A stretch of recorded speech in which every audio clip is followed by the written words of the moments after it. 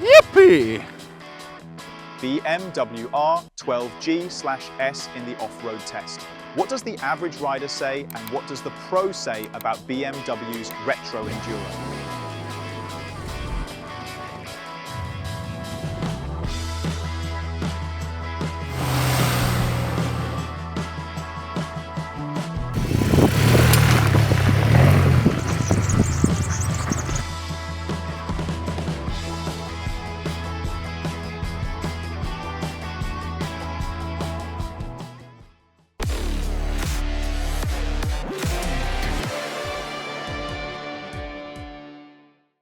So then, hello and welcome here from Spain, because we're checking in from our away garage in the Barcelona area, where we're shortening the winter and stretching the test season a bit so we can get our hands on all the exciting new motorcycle releases for 2026 earlier in the year for you. So it's best to subscribe to the channel so you don't miss a thing. Today, I was allowed to have a bit of a play in the dirt with the R12G/S. With a few reservations, I'll say that straight away from my side, because I know my own riding ability, I know the value of this bike here, and the slope is just too steep for me to have the courage to really send it properly out here. But don't worry, we've got a real pro who will be joining us next week. Bernd Hiemer, former Supermoto World Champion, now rides stunt shows at all sorts of events, including our motorcycle festival, the New Church Summit in June this year, where he'll be back on the program and really getting on the gas, bringing plenty of stunt riding and action. So that'll be the case next week as well, when he gets to have a proper go on the R12GS as a pro and see what this thing can really do. I'm here now to give you a bit of a foundation first and to pass on my impressions from the point of view of your everyday rider. In principle, I don't want to repeat too much from Zonko's first presentation video of the R12G/S. In that one, he already explained all the developers' thinking, what was going on behind the scenes, the small improvements, the detailed changes, all of that, and he laid it out better than I could. So do watch that video if you really want to know what's actually new on the R12G/S. But Zonko isn't exactly a full-blooded off-road hard charger either, so I thought, well, that's actually a pretty good excuse for me to tackle this topic as well. So let's get to the basics. At the heart of the R12G/S beats, unsurprisingly, the 1200 Boxer engine, air and oil cooled, with 1,170 cubic centimeters, putting out 109 brake horsepower and a maximum of 115 Newton meters of torque.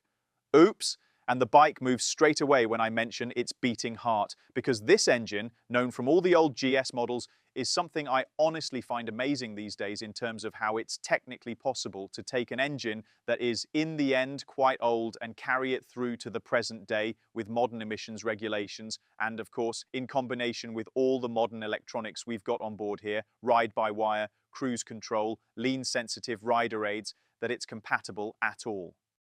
And yet this engine really hasn't lost any of its character. It still has that special smell when you fire it up, that Boxer lurch, that typical feel, you know, from Boxers.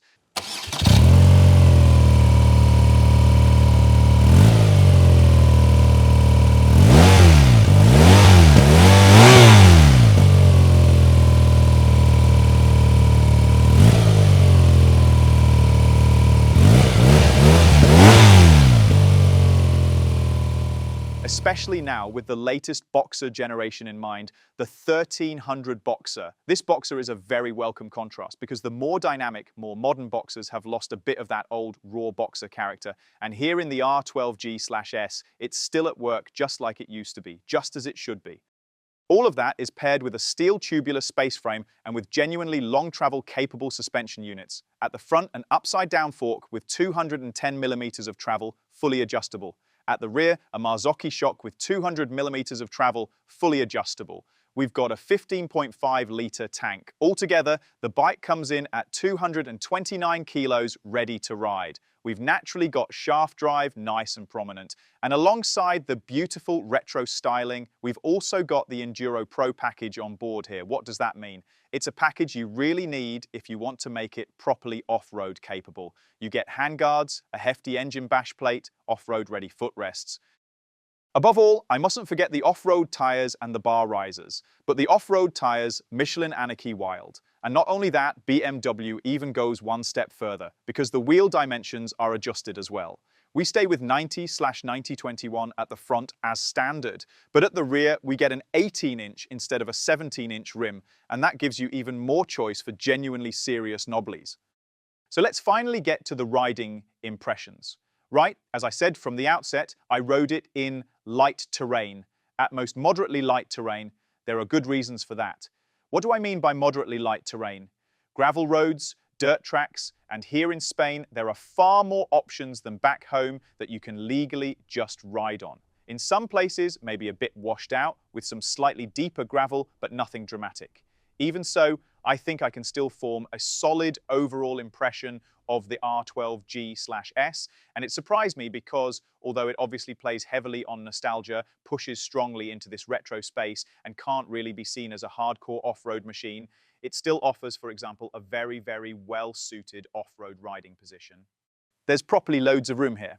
Now, when stationary, standing as in stopped, the bike is definitely not really one for shorter riders. We've got a seat height of 860 millimeters, and with my 1.85 meters, I can still get down even on uneven ground, but shorter riders will have problems here, especially because you mustn't forget the weight of the bike.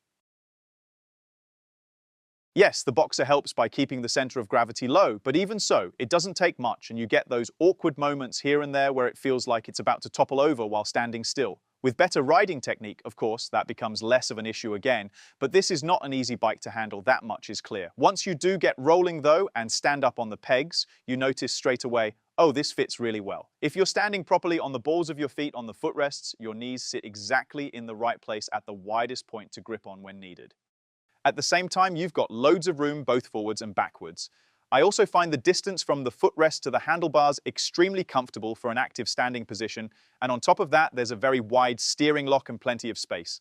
The tank, which then flares out further back, is excellent for pushing your knee outwards, for leaning the bike over a bit with your hips and your body, and then riding round a gravel hairpin at slow speed or just having a bit of a play. That works really well, or at least it works really well as long as you've got a certain amount of feel for it. Just because of the weight alone and the seat height as well, I'd say this bike isn't really for complete beginners, though it's unlikely a complete beginner would spend this kind of money on this motorcycle. But what also makes it a bit more demanding is firstly a fairly heavy clutch, especially if you were to say you wanted to have a go at some tougher trails here, more technical terrain where you'd want to work the clutch a lot. For my skinny forearms, that's definitely a workout. But above all, it's simply the sheer muscle of the Boxer engine which really does demand a delicate throttle hand. And we're not even talking here about any more demanding trails, which I didn't ride at all. We're talking about the simplest gravel roads. When you get the urge, especially because of the successful riding position, you feel very much at home on the R12GS. You surf your way through a gravel corner, everything works brilliantly, and then, at least that's how it is for me, I start getting a bit carried away and want to begin playing with the traction. It takes only the tiniest movement on the throttle, and suddenly the torque is already too much for the available grip on loose ground. The rear wants to step out. It happens so quickly that you really do have to be careful. Because of that, I have to say I spent 99% of the time in Enduro mode and not in Enduro Pro mode, where the traction control is completely deactivated, simply because I was afraid that even with the tyres still at road pressures, I'd end up cold forming this lovely bike straight away and then get a proper telling off from BMW. So that was reason number one for my caution. And the second reason why I stayed in Enduro mode and not Enduro Pro is the braking. Up front, we've got part of the Brembo braking system, while at the rear it's BMW branded. And sure, for the weight of the bike and the level of performance and the sort of speeds it can reach on tarmac, you do need a certain amount of braking power. But if the bike also brings a certain degree of off-road ambition with it, which this GS very much does, if you look at BMW's own R12G/S page, where it talks constantly about adventure and Dakar rally off-road enjoyment and so on, then you also have to think about the braking. And it's less that the braking system should be weaker, it should simply build braking pressure more gradually. At the front, it's still okay, with a softer bite point, but even once that bite point starts to firm up a bit, it then comes in relatively abruptly. And at the rear, that applies threefold and fourfold. It feels as if no travel at all is needed at the rear brake pedal, and it goes almost in binary fashion 0 to 1, and the rear wheel locks. Even though the rear brake pedal is actually very neatly solved and can be rotated into a better position for riding on the pegs, I left it in the road setup because that gave me a bit more room for my foot, both for movement and for the braking action itself, to take some of the edge off it. But it remains the case, really edging my way up to the limit of grip, that wasn't happening. It was simply stepping on it and it either locked or it didn't. BMW could still tone that down a bit from their side, so you don't also need such a delicate feel when braking.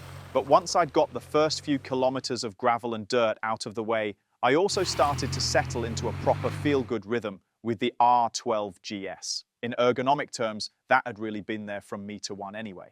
Thank goodness for the tech here as well. Speaking of tech, the Quickshifter works excellently despite the shaft drive, despite the old engine, really well in fact, though it does need a bit more pressure on the gear lever for it to activate, but then you get nicely crisp gear changes. And now a quick word on the suspension, seeing as I'm sitting here, with the way I was riding at my pace, with the sort of maneuvers I was putting in, I naturally didn't manage to push these long suspension travel figures and this high quality setup anywhere near their limits. In standard trim, it's actually, I would say, set up on the sporty side.